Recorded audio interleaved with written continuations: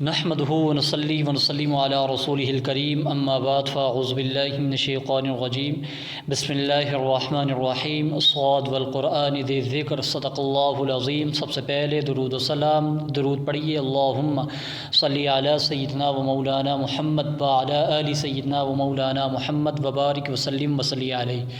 معزز سامعین، رسول اللہ صلی اللہ علیہ وسلم نے شیب ابی طالب سے نکلنے کے بعد پھر حسب معمول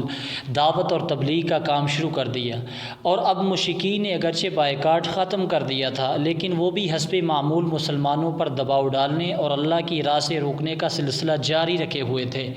اور جہاں تک ابو طالب کا تعلق تھا وہ بھی اپنی پوری جان کے ساتھ اپنے بھتیجے کی حفاظت اور حمایت میں لگے ہوئے تھے، لیکن اب ان کی عمر 80 سال سے متجاوز چلی گئی تھی۔ کئی سال سے پے در پہ سنگین آلام اور حوادث نے اور خصوصاً محصوری نے انہیں کمر توڑ کر رکھ دیا تھا۔ چنانچہ گھاٹی سے نکلنے کے بعد چند ہی مہینے گزرے تھے کہ انہیں سخت بیماری نے آ پکڑا۔ اس موقع پر مشرکین نے سوچا کہ اگر ابو طالب کا انتقال ہو گیا اور اس کے بعد ہم نے اس کے بھتیجے پر کوئی زیادتی کی تو بڑی بدنامی ہوگی،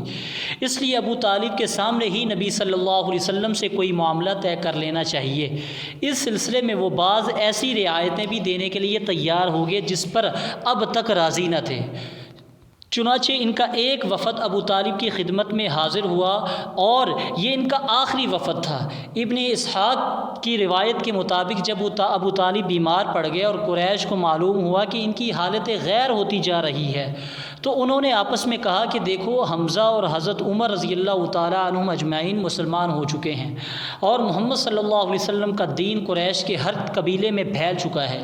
اس لیے چلو ابو طالب کے پاس چلیں کہ وہ اپنے بھتیجے کو کسی بات کا پابند کریں اور ہم سے بھی ان کے متعلق عہد لے لیں، کیونکہ واللہ ہمیں اندیشہ ہے کہ لوگ اس کی وفات کے بعد ہمارے قابو میں نہ رہیں گے۔ معزز سامعین، ایک روایت یہ ہے کہ انہوں نے کہا کہ ہمیں اندیشہ ہے کہ یہ بوڑھا مر گیا اور محمد صلی اللہ علیہ وسلم کے ساتھ کوئی گڑبڑ ہو گئی تو عرب ہمیں طعنہ دیں گے، کہیں گے کہ انہوں نے محمد صلی اللہ علیہ وسلم کو چھوڑے رکھا اور اس کے خلاف کچھ کرنے کی ہمت نہ کی، لیکن جب اس کا چچا مر گیا تو اس پر چڑھ دوڑے۔ بہرحال قریش کا یہ وفد ابو طالب کے پاس پہنچا اور ان سے گفتگو کی۔ وفد کے ارکان قریش کے معزز ترین افراد تھے، یعنی عتبہ بن ربیعہ، شیبہ بن ربیعہ، ابو جہل بن ہشام، ابو امیہ بن خلف، ابو سفیان بن حرب اور دیگر اشراف قریش جن کی کل تعداد تقریباً 25 تھی۔ انہوں نے کہا، اے ابو طالب، ہمارے درمیان جو آپ کا مرتبہ اور مقام ہے اسے آپ بخوبی جانتے ہیں، اور اب آپ جس حالت سے گزر رہے ہیں وہ بھی آپ کے سامنے ہے۔ ہمیں اندیشہ ہے کہ یہ آپ کے آخری ایام ہیں۔ ادھر ہمارے اور آپ کے بھتیجے کے درمیان جو مراحل چل رہے ہیں اس سے بھی آپ واقف ہیں۔ ہم چاہتے ہیں کہ آپ انہیں بلائیں اور ان کے بارے میں ہم سے کچھ عہد لے لیں اور ہمارے بارے میں ان سے عہد لے لیں،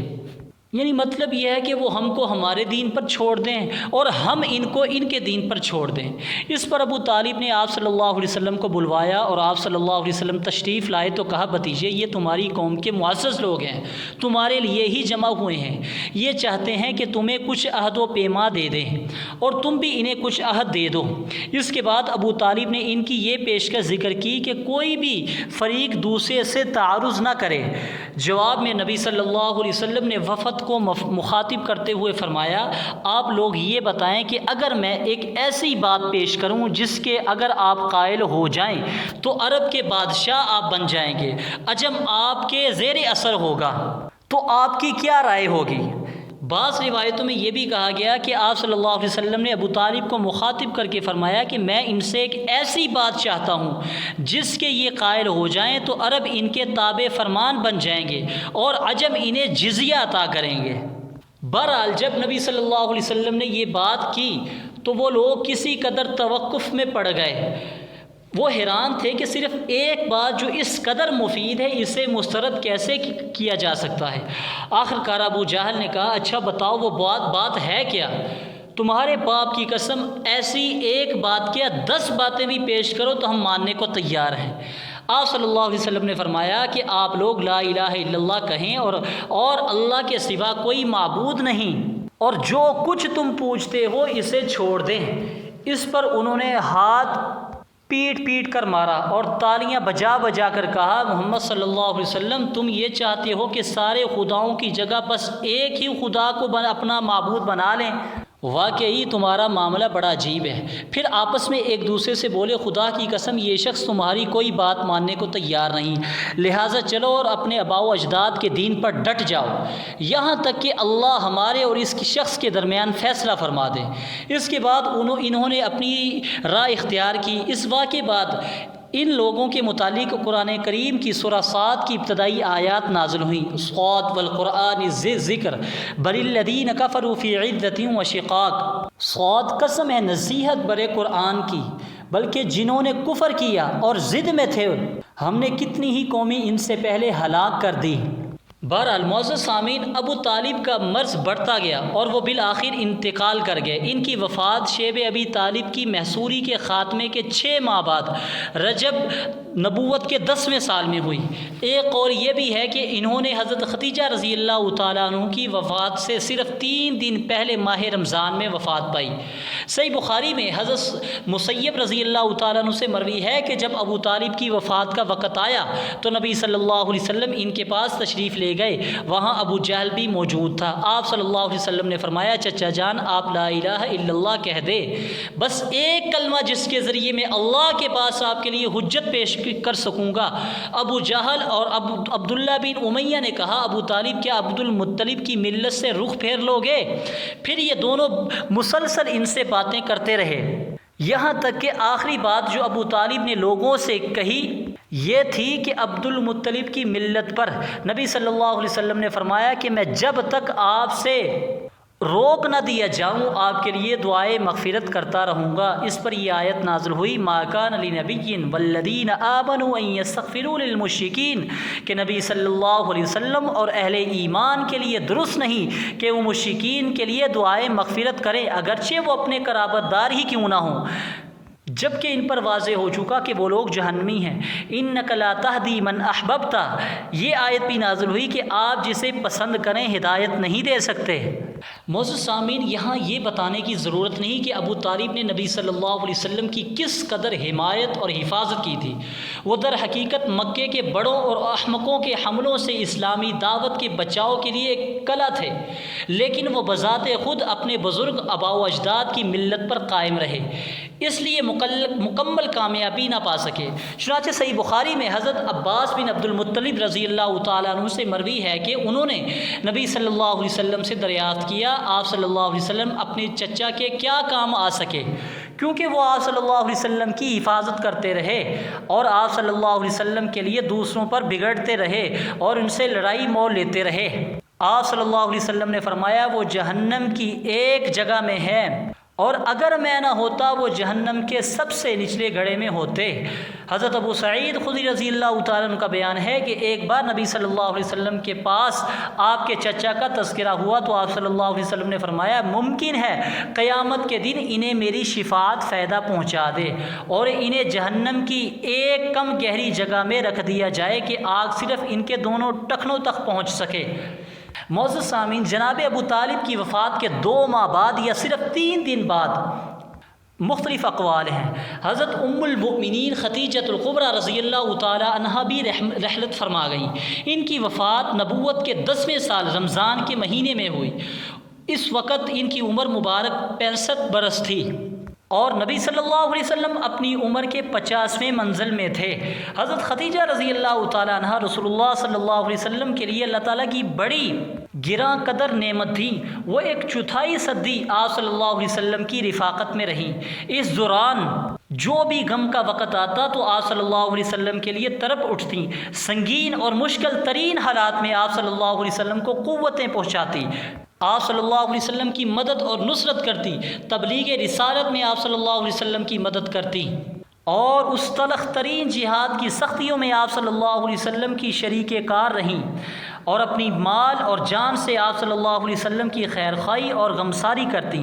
رسول اللہ صلی اللہ علیہ وسلم کا ارشاد ہے، جس وقت لوگوں نے میرے ساتھ کفر کیا وہ مجھ پر ایمان لائی، جس وقت لوگوں نے مجھے جھٹلایا انہوں نے میری تصدیق کی، جس وقت لوگوں نے مجھے محروم کیا انہوں نے مجھے اپنے مال میں شریک کیا، اور اللہ نے مجھے ان سے اولاد دی اور دوسری بیویوں سے کوئی اولاد نہ دی۔ صحیح بخاری میں حضرت ابو ہریرہ رضی اللہ تعالیٰ عنہ سے مروی ہے کہ حضرت جبریل نبی علیہ السلام کے پاس تشریف لائے اور فرمایا، اے اللہ کے رسول صلی اللہ علیہ وسلم، یہ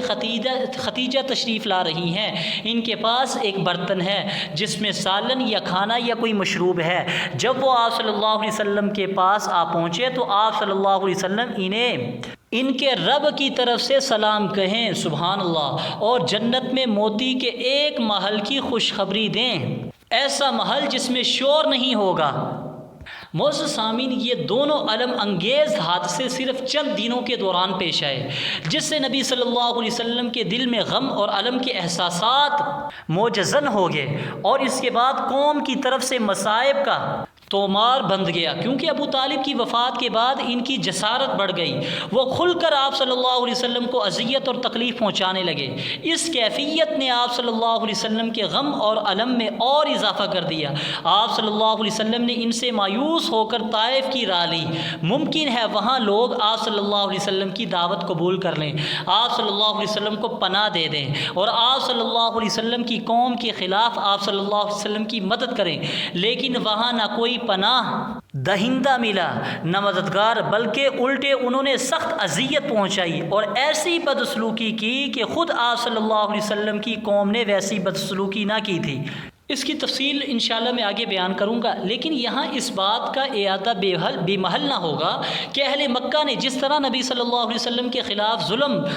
اور ستم کا بازار گرم رکھا تھا، اسی طرح وہ آپ صلی اللہ علیہ وسلم کے رفقا کے خلاف بھی ستم رانی کا سلسلہ جاری رکھے ہوئے تھے۔ چنانچہ آپ صلی اللہ علیہ وسلم کے ساتھی غیار غار حضرت ابو بکر صدیق رضی اللہ تعالیٰ عنہ مکہ چھوڑنے پر مجبور ہو گئے اور حبشہ کے ارادے سے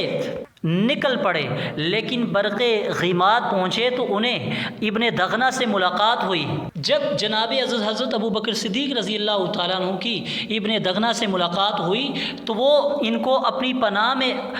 مکہ واپس لے آیا۔ ابن اسحاق کا بیان ہے، جب ابو طالب انتقال کر گئے تو قریش نے رسول اللہ صلی اللہ علیہ وسلم کو ایسی اذیت پہنچائی کہ ابو طالب کی زندگی میں کبھی اس کی آرزو بھی نہ کر سکے گی،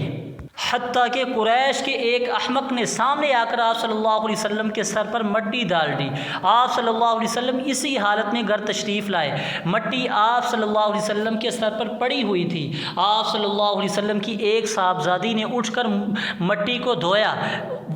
معزز سامعین، وہ دھوئے ہوئے روتی جا رہی تھی اور رسول اللہ صلی اللہ علیہ وسلم انہیں تسلی دیتے ہوئے فرما رہے تھے، بیٹی رو نہیں، اللہ تمہارے ابا کی حفاظت کرے گا۔ اس دوران آپ صلی اللہ علیہ وسلم یہ بھی فرماتے جا رہے تھے کہ قریش نے میرے ساتھ کوئی بدسلوکی نہیں کی، یعنی کوئی ایسی بدسلوکی نہیں کی جو مجھے ناگوار گزری ہو، یہاں تک کہ ابو طالب کا انتقال ہو گیا۔ معزز سامعین، اسی طرح کے پے در پہ علام اور مصائب کی بنا پر رسول اللہ صلی اللہ علیہ وسلم نے اس سال کا نام عام الحزن یعنی غم کا سال رکھ دیا۔ یہ سال اسی نام سے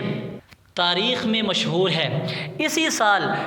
نبوت کے 10ویں سال شوال کے مہینے میں رسول اللہ صلی اللہ علیہ وسلم نے حضرت سودا بنت زمعہ رضی اللہ تعالیٰ عنہ سے شادی کی۔ یہ ابتدائی دور میں مسلمان ہو گئی تھیں اور دوسری ہجرت حبشہ کے موقع پر ہجرت بھی کی تھی۔ ان کے شوہر کا نام سکران بن عمر رضی اللہ تعالیٰ عنہ تھا، وہ بھی قدیم الاسلام تھے، اور حضرت سودا رضی اللہ تعالیٰ عنہ نے انہی کی رفاقت میں حبشہ کی طرف ہجرت کی تھی، لیکن وہ حبشہ ہی میں تھے، اور یہ بھی کہا جاتا ہے کہ مکہ واپس آ کر انہوں نے انتقال کیا۔ بعض روایت میں ہے کہ انہوں نے حبشہ میں انتقال کیا۔ اس کے بعد جب حضرت سودا رضی اللہ تعالیٰ عنہ کی عدت ختم ہو گئی تو نبی صلی اللہ علیہ وسلم نے ان کو شادی کا پیغام دیا اور پھر شادی ہو گئی۔ یہ حضرت ختیجہ رضی اللہ تعالیٰ عنہ کی وفات کے بعد پہلی بیوی ہیں جن سے رسول اللہ صلی اللہ علیہ وسلم نے شادی کی۔ چند برس بعد انہوں نے اپنی باری حضرت عائشہ رضی اللہ تعالیٰ عنہ کو تحفے میں دے دی۔